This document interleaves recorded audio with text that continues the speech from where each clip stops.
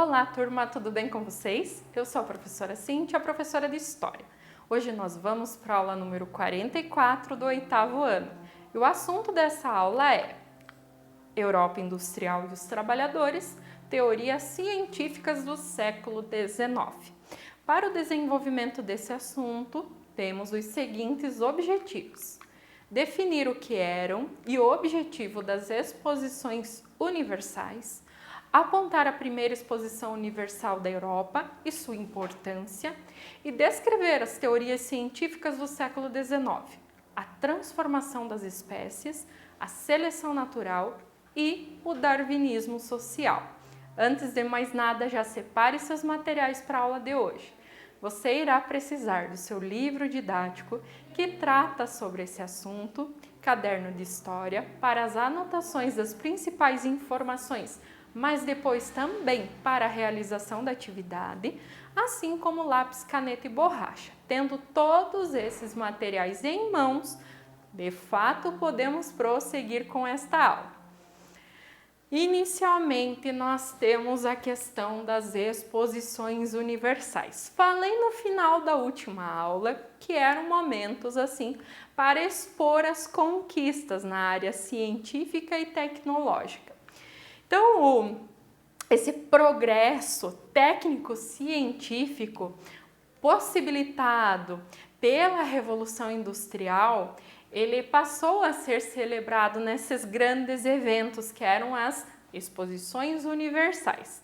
Eram espécies de feiras ligadas à consolidação do capitalismo.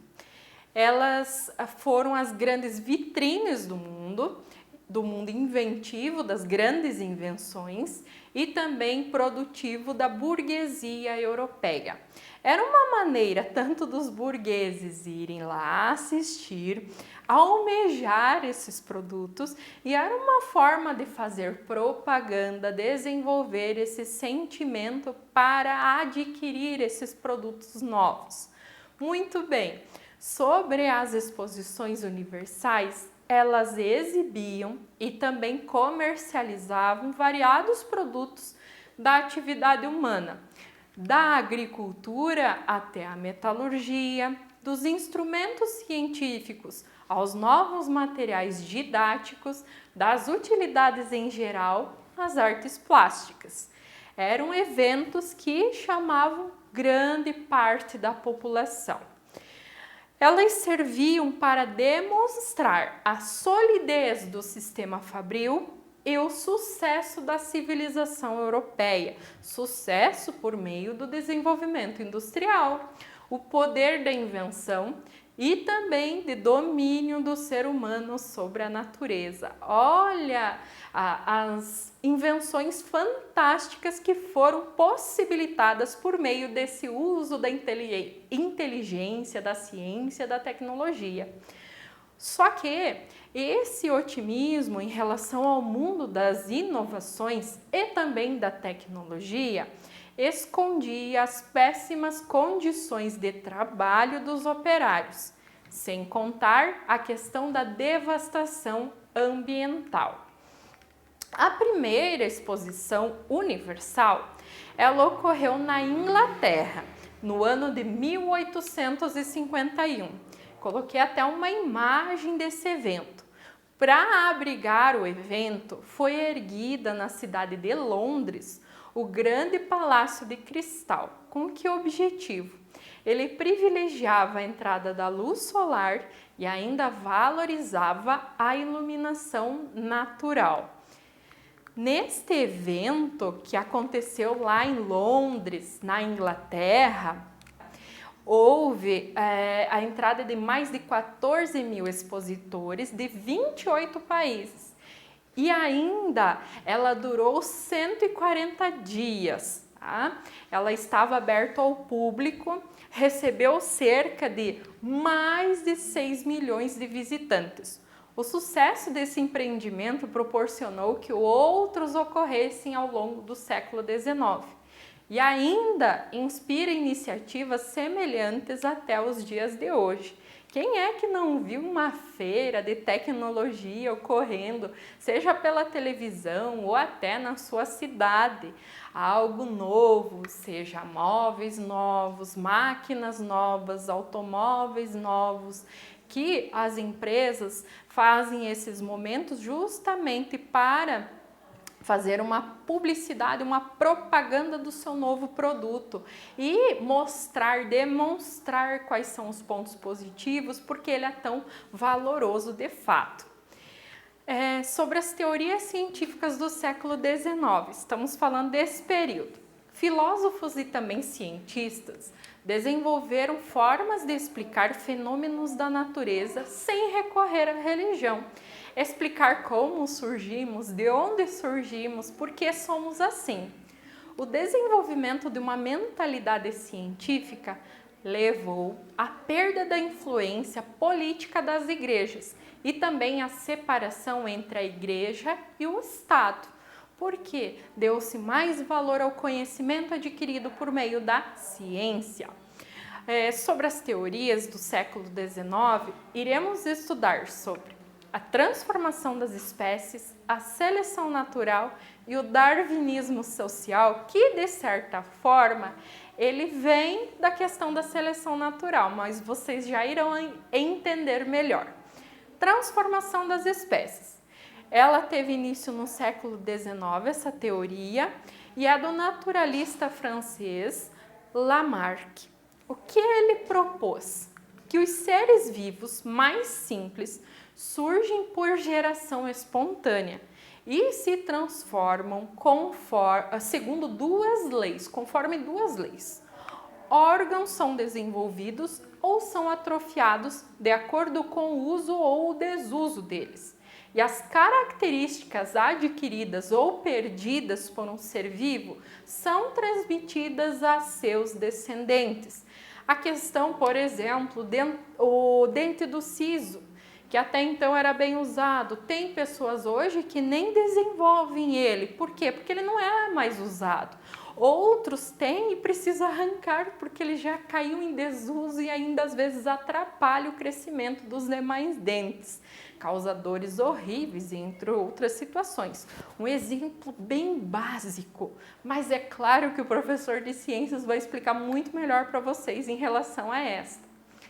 Outra, a questão da seleção natural, do naturalista inglês Charles Darwin. Para ele, os indivíduos de uma mesma espécie apresentam uma grande variação entre si. Um grupo com determinadas características pode se adaptar melhor ao ambiente do que outros indivíduos da mesma espécie que apresentam características diferentes. Dessa forma, esse grupo apresenta mais chances de sobreviver e deixar descendentes. As características que possibilitam melhor essa adaptação ao ambiente acabarão, isso com o tempo, um longo tempo, se tornando mais comuns naquela espécie. Essa é a questão do processo evolucionista, né? Essa explicação de como surgimos por meio de um processo de evolução, que viemos de um ancestral em comum dos primatas, mas que parte se desenvolveu para os primeiros hominídeos, seres humanos, e outra parte se desenvolveu para os macacos, chimpanzés, gorilas, entre outros. Partindo dessa questão da seleção natural, com base nela, alguns pensadores passaram a explicar a sociedade no tal chamado darwinismo social.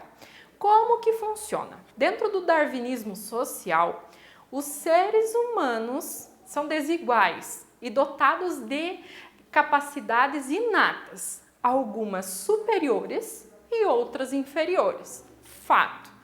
Os indivíduos mais aptos e fortes derrotariam os menos aptos e fracos na luta pela sobrevivência. Com base nesses princípios,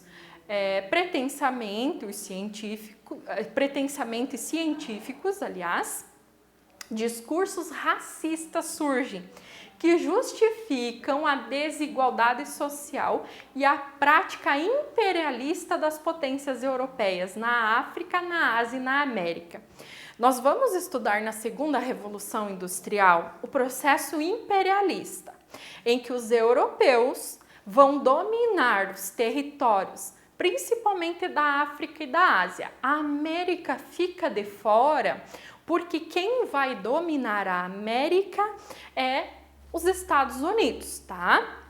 Mas você vai observar muito nos discursos a questão da superioridade de raças. Nós, europeus, somos superiores aos africanos e asiáticos. Por isso, temos dever de levar a civilização a esses povos atrasados. E isso partindo na questão do darwinismo social, nesses princípios ali de desigualdade, de um inferior e outro superior. Mas nós, como estudantes de história, sabemos que não existe cultura superior ou inferior. Existem apenas culturas diferentes, com costumes diferentes, estilos diferentes, mas em nenhum momento superior ou inferior à outra, ok? Na próxima aula, nós iremos aprender sobre a segunda Revolução Industrial. Justamente iremos entender como foi esse processo de renovação na fabricação de novos produtos, a utilização de novas fontes de energia, novas matérias-primas. Agora, vocês devem realizar a atividade referente a esta aula com o propósito de fixar algumas informações, mas também se autoavaliar quanto ao entendimento deste assunto. Assunto este que poderá ser um pré-requisito para o estudo de um novo assunto, de uma nova informação. Bons estudos a todos, até a próxima aula, um abraço e tchau!